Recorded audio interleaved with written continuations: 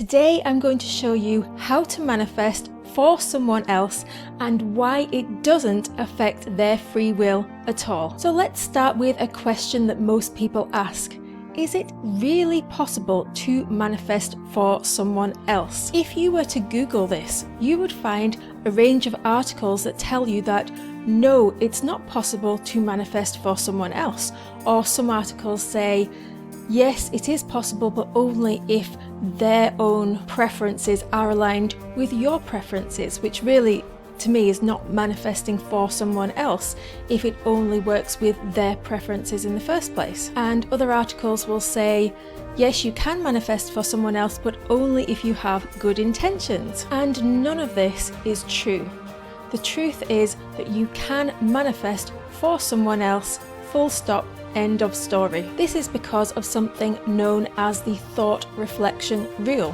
Whatever your thoughts are projected out, and other people will act in accordance to what you believe about them. This concept is completely alien to a lot of people who think that it's not possible to control other people, manipulate other people just with the power of your mind. It does sound pretty impossible when you first think about it, but let's think about a very common example that people take completely for granted: the power of prayer.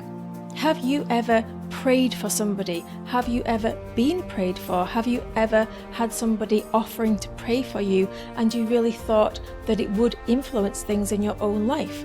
Have you ever prayed for somebody else for healing or a situation to be overturned for someone that you love? And you wouldn't have done this unless you truly thought that there was power in your own thoughts to affect something in somebody else's life. And even if you don't believe in prayer, have you ever sent good intentions to somebody, or somebody has offered to send good intentions for you? Have you ever noticed that you've thought a thought about somebody and then the next minute they are acting in accordance with the thought that you just thought, and you thought, oh, that's pretty freaky? That's because your thoughts do affect your reality. And if you're still struggling to believe that, then I encourage you to put it to the test with something small. And I'll show you exactly how to manifest for someone else in a minute. So now let's address the question, can you manifest bad things for other people? And the answer to this question is yes, but I don't encourage it. I don't encourage you to manifest bad things for other people.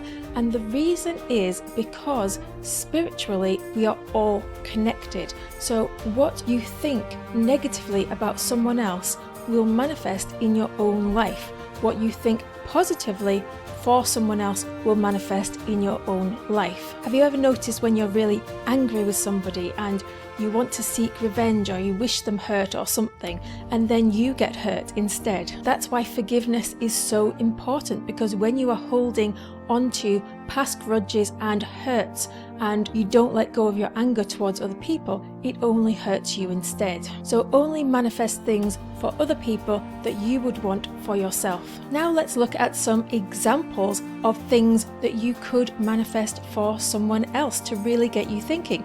Because when we think about manifesting for someone else, the immediate thing that usually pops into our mind is to pray for healing for someone else, because this is a very common thing to pray for, and it's very socially acceptable to pray for healing for somebody else. But we don't need to stop there.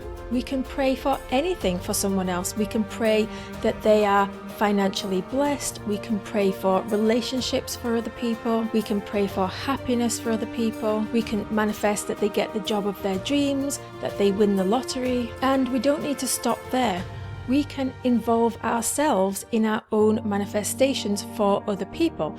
It's natural as humans that we want to have relationships with people, so the people we're praying for will be usually part of our lives, and we want to experience positive things with those people in our lives. So it makes sense that we pray that people have good relationships with us. It makes sense that we pray that people will have more time to spend with us. It makes sense that we pray that people treat us well. And yes, you can manifest a specific person, you can manifest things romantically, you can manifest you get into a romantic relationship with somebody, you can manifest any type of relationship with anyone. There's actually no limit to what you can manifest. Yes, you can manifest a relationship with a celebrity, with somebody very rich and famous, but you do need to be careful that whatever you are manifesting is something that you actually truly desire for yourself, and you're not just wanting it because society tells you that that's what you should have, that it's something that you do actually want to have. Now let's talk about the elephant in the room, the thing that stops most people from manifesting for someone else.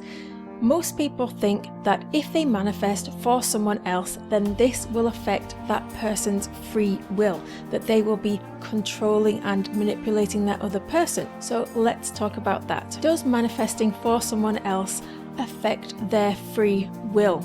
And the answer is no, it doesn't affect their free will at all. And you might be thinking, well, how can that possibly be? And the reason for this is because we all exist in parallel realities. And I've created a separate video on parallel realities, so you can go and check out some of the science behind this, which has proven that this has actually been measured. And to give you this in a nutshell, what happens in these parallel realities is that there is only one consciousness in each parallel reality.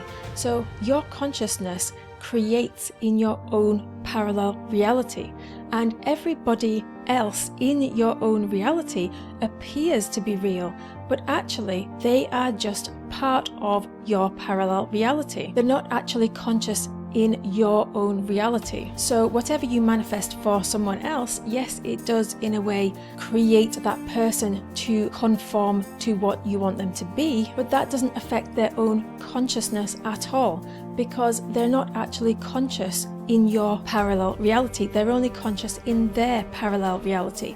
So they have their own parallel reality where they are the only consciousness and they are the only one that creates. And yes, you might be in their own parallel reality, but you are not aware of that, and you can't control how you appear in their reality at all. So yes, there are many versions of you, all in other people's consciousness in their parallel realities, but you only control and are aware of your own parallel reality. And that doesn't mean that you create other people's personalities. Their personalities are still their personalities, because parallel realities all intersect with each other, but still the consciousness remains only for that one person whose parallel reality belongs to them. So you can manifest things for other people to your heart's content without worrying that it's going to affect their free will. It doesn't affect their free will at all. You're not manipulating anybody. It's just an illusion that you are creating. And if you want to know more about that, go and check that other video out. So now let's answer the question, how do we actually manifest for someone else? We manifest for someone else in the same way that we manifest for ourselves, by creating a reverse memory. A reverse memory is a memory of something that you remember before it's actually happened in your physical reality. So you create a scene in your imagination where you are interacting with that person, and the easiest technique that I like to use is the conversation technique, or the telephone technique, where you imagine that you are having a conversation with the person that you are trying to manifest for, and they are telling you that they have got the results that you want them to have. So if you were trying to manifest that this person had a job, then you would imagine a conversation where you say hi, and you say, how are you, how's things going, and they say, amazing, because I got the job of my dreams, and you say, congratulations. And it's a very short scene, and you replay it over and over again in your imagination, maybe for about 5 or 10 minutes, until it feels real, and keep doing that until that feels like a new memory. So when that person and that scenario pops into your mind, then your new reverse memory feels like a memory that's actually happened. You can do this with relationships as well. I know it's very popular to manifest an SP, a specific person. So again, all you would need to do is imagine a scene where you're having a conversation with your specific person, or even with somebody else. You could imagine telling a friend that you're now in a relationship with your specific person. Replay it over and over again until it feels real to you. And if you want to put this to the test, to know that it actually works, I recommend that you don't start off with something really big, because you can end up feeling totally overwhelmed if you haven't really believed it's going to work. So I suggest that you put it to the test with something that you don't care that much about, that would just be a nice boost to your day, and I call these boosters. So something like manifesting that somebody specific gives you a compliment, like for example they compliment your hair or your dress or something else, and you imagine that scene in your imagination and do that a few times, and then when it actually happens, usually when I do this it happens within a couple of weeks, sometimes a month, and when it actually happens it's amazing, and it really blows you away, because you think, I manifested that, and it really helps you to see things in a completely different light, because you see the entire world as under your creation, not only things that are to do with yourself, but to do with all of your relationships as well. So you don't have to suffer under any relationship again, because you can manifest that things change. It's just having the motivation and the willpower to actually create that scene in your imagination and to know that it's going to happen. And I just wanted to mention some of the mistakes that you might make when you are manifesting for someone else. One of the things that I see people doing when they are trying to manifest a specific person is that they are making that person the focus of their entire reality, instead of making themselves the focus of their entire reality. Instead of manifesting the life that they want, which includes their specific person, they are trying to control their specific person and all of their specific person's actions, rather than just manifesting something very broad. There is no need to micromanage the situations. Like for example, you don't need to micromanage every single conversation that you had with a specific person. You just manifest the end result that you want, and everything will just fall into place. So you just manifest that you have a happy relationship with that person, where you're allowed to be you and they're allowed to be them, or they appear to be allowed to be them, which is what makes a relationship fulfilling, is when you let them be themselves and you can be yourself. Whereas if you're trying to micromanage every single word that comes out of that person's mouth, then that's not going to be very fulfilling for you in the long term. You're just simply going to get bored. You're going to see that person as a bit like a robot, and it's just not going to be a two-sided, fulfilling, broad, wholesome relationship, which is what you actually crave. And it's also really nice to be surprised. You don't want to be dictating absolutely everything that happens, so that people can surprise you with something nice. So that's why I recommend going to the end and manifesting the end result rather than all of the steps to get there. Of course, if you're not confident enough for the end result just yet, then yes, manifest in steps. Maybe manifest a date first, maybe manifest a healthy relationship, rather than just trying to manifest a marriage proposal, which you wouldn't be ready for right now anyway, because you have to let that relationship build naturally. So yes, you can manifest in steps, but that's different to micromanaging manifestations. And if you'd like to know more about how the thought reflection rule actually works and the science to back it up, go and check out my video called Everyone and Everything is Your Mirror. And let me know in the comments below, have you ever manifested for someone else and what were your results? While you're there, like this video and subscribe for more. And if you want to manifest fame, fortune or followers, then I have a free gift for you below. And now it's your turn to go and put your stamp on the world.